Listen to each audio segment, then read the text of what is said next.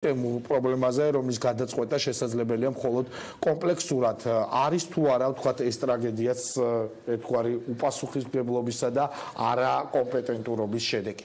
მოგესალმებით, ლევან, ნამდვილად სამძიმრით უნდა დავიწყო, ეს არის საშინელი ტრაგედია, რომელიც უკვე მე რამდენად დატრიალდა ჩვენს ქვეყანაში. აღნიშნულთან დაკავშირებით დიახაც უნდა ითქვას, რომ რეალურად აქ გვაქვს კომპლექსურ მიდგომებთან და კომპლექსური პრობლემები, ვინაიდან მაგალითად გაზის შიდა ქსელის მოწყობის თემატიკა არის დერეგულირებული, ანუ რეგულაციებს არის გამოთიშული. იმ შემთხვევაში, თუ გაზგამანაწილებელი კომპანიისთვის გზაგარე ქსელის მოწყობა დარეგულირებული არის, მაგალითად სემეკის შესაბამისი კანონმდებლობებით, შიდა ქსელის მოწყობასთან მიმართებაში ყველა სამშენებლო კომპანია საკუთარი ძალებით ახერხებს ამას და ამის შემდეგ უწევს კვალიფიციური პირის მოძებნა იმისთვის, რომ შეადგინოს რაღაც კონკრეტული დასკვნა ან მაკეტი და ისე ჩააბაროს მომსახურე კომპანიას. მომსახურე კომპანია ვალდებული არის მიიღოს ეს დასკვნის სახით და ბუნებრივი გაზი დააერთოს უკვე კონკრეტულ საცხოვრებელ ბინებში.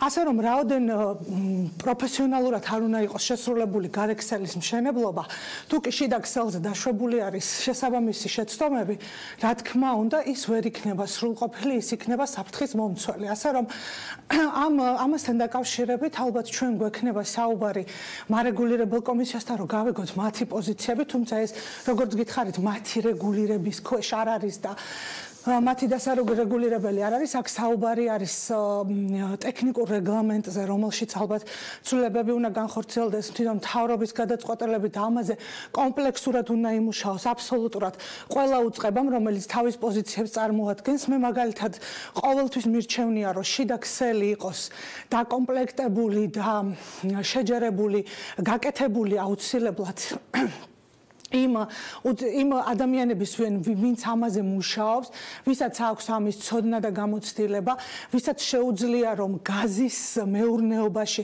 რაიმე სახის გამოცდილება აქვს და გაზის მეურნეობაში უმუშავია, ასეთი დღეისათვის ასეთი სერტიფიცირებული და ლიცენზირებული ორგანიზაციები ჩვენ არ გვაქვს. მშენებლები ყოველთვის ამ მიმართულებით ხალხო საუბარ, მუშაობენ ადამიანები, რომლებიც არ იციან ეს საქმე? მშენებელს ყავს დაქირავებული თავისი პერსონალი, რომელსაც აეხერხება, ასე ვთქვათ, ყველა საქმის გაკეთება, მაგრამ ეს გაკეთება კუსტარულად და არა კვალიფიციური კომპეტენტური ადამიანებისგან. აუცილებლად, დიახ, რა თქმა უნდა, კვალიფიციური ადამიანები მე ამ სფეროში ძალიან ცოტა მეგულება, ფაქტობრივად, ვინც ამ საქმით არის კონკრეტულად შიდა ქსელის მოწყობის თემატიკით, ვინც ამას აპროექტებს, შემდეგ სამონტაჟო სამუშაოების ზედამხედველობას აკეთებს, ფაქტობრივად არ მეგულება მე ესეთი ადამიანები. ასეთი შეიძლება იყოს მხოლოდ და მხოლოდ გამანაწილებელი კომპანია, რომელსაც ჰყავს კვალიფიციური კადრები, მაგრამ როგორც გითხარით, ეს არ არის მათი საქმიანობის შემადგენელი ნაწილი. შიდა ქსელის მოწყობა არის დერეგულირებული თემა და ყველა მშენებელს აქვს უფლება თვითონ თავისი შეხედულებისამებრ მოიყვანოს თავისი ტექნიკური პერსონალი, მუშა პერსონალი, ასე ვთქვათ, რომელიც აი ამ საქმეს შეასრულებს. უბრალოდ აქ არის ესეთი წესი, რომ ერთი შეუძლია იყიდოს კომპანიის ზედამხედველობას და კომპანია მოვა ხოლმე და ამას ზედამხედველობას გაუწევს, კომპანიაში მე ლიცენზირებულ კომპანიას გულისხმობ და მეორე შეუძლია არც ეს ზედამხედველობა არ დაიქირავოს, უბრალოდ თვითონ კვალიფიციური პირის მეშვეობით განახორციელოს, მაგრამ ეს კვალიფიციური პირი ვინ არის, რა დონის არის, უნდა ჰქონდეს თუ არა ლიცენზია, არის თუ არა სერტიფიცირებული, ამაზე არ არის საუბარი ამ რეგულაციებში, ეს არ არის ასე მკაცრად გაწერილი. აქ საუბარი არის ხოლმე უბრალოდ კანონმდებლობიდან დაწყებული იმ ადამიანებით, ვინც სამუშაოებს ასრულებენ, ამ კუთხით გვაქვს სრული ქაოსი. აი ეს შიდა ქსელის თემატიკასთან მიმართებაში შეიძლება სწორედ ასედაც ითქვას. ამიტომაც არის რომ ყველა თქვენ მაინტერესებს კიდევ ერთი საკითხი. ცოტა ხნის წინ ჩვენს ეთერში ენერგეტიკოსი გიორგი ჭაღიაშვილი საუბრობდა, რომ სწორედ შიდა ქსელებში, საიდანაც ხდება ბუნებრივი აირის მიწოდება უკვე ვთქვათ სადარბაზოდან სახლამდე მოქალაქეებისთვის, გამოიყენება მილები, რომელსაც მწარმოებელი კომპანია აძლევს რეკომენდაციას, რომ ეს არის ცხელი წყლის მისაწოდებლად და არა ბუნებრივი აირის.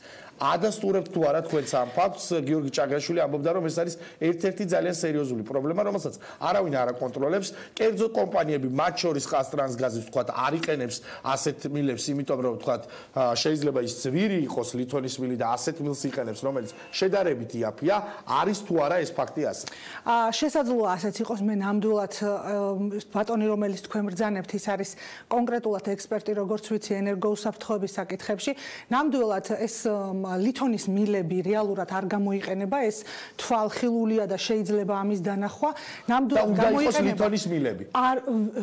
სავარაუდოდ შეიძლება ასე იყოს, მე არ ვარ უბრალოდ ტექნიკოსი, რომელიც აი ამ კონკრეტულ საკითხზე გეტყვით, რომ ეს ასე არის და ასე უნდა იყოს და ამას არ იყენებენ, არ აკეთებენ და სწორედ ეს არის უსაფრთხო. არ ვიქნები მე მართალი, რომ ამაზე გავამახვილო ყურადღება, იმიტომ რომ ეს ჩემი კომპეტენციას სცილდება.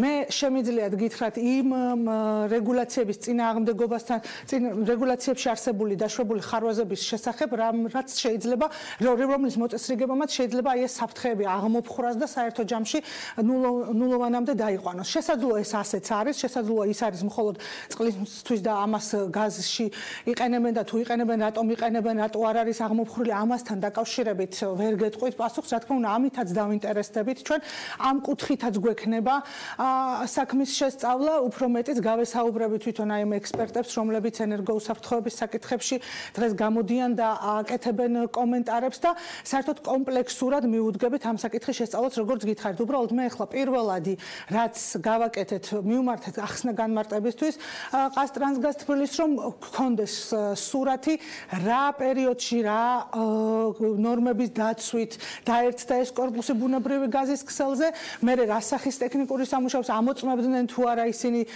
შესაბამისად, როგორც უნდა იყოფილიყო შემოწმებული.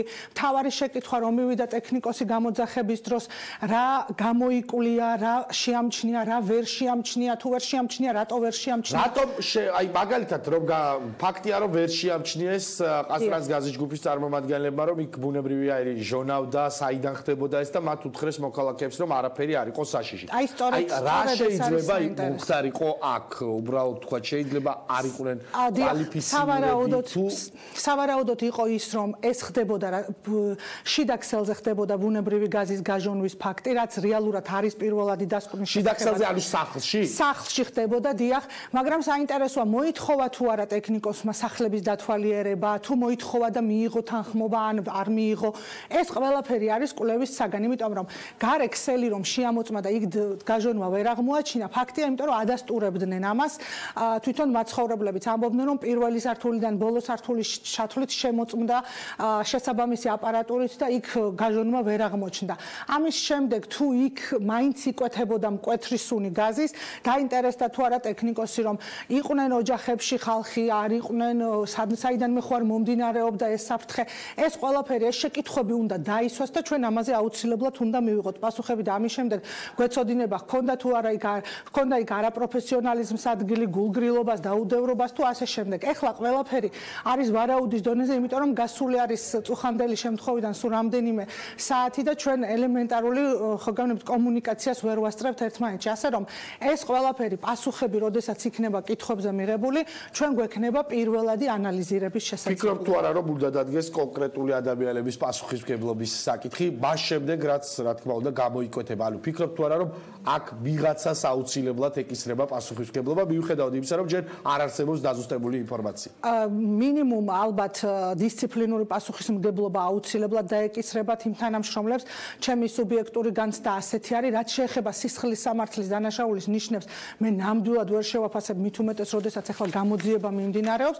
თუ კი დადგება აი ეს ნიშნებიც, თუ კი ის ნიშნებიც გამოიკვეთება, რა თქმა უნდა, ყველამ პასუხი უნდა აგოს თავისი დანაშაულისთვის, მაგრამ მოცემულ ეტაპზე მე მგონი არის, რომ ყაზტრანსგაზიც ატარებს შიდა მოკვლევას, თავის ალბათ თანამშრომლების ქმედებებს შეაფასებს და მიიღებს შესაბამის გადაწყვეტილებას. მადლობა სალომე ვარდიაშვილს, ენერგო ომბუდსმენს, რომელიც პასუხობდა დღის ამბების კითხვებს. ახლა კი უკვე ტელე-პირველის ჟურნალისტი რუსუდან დუმბაძე შემოგვერთდება ჩვენ პირდაპირ ეთერში, რომელიც შევიდა იმ საცხოვრებელ კორპუსში, სადაც მოხდა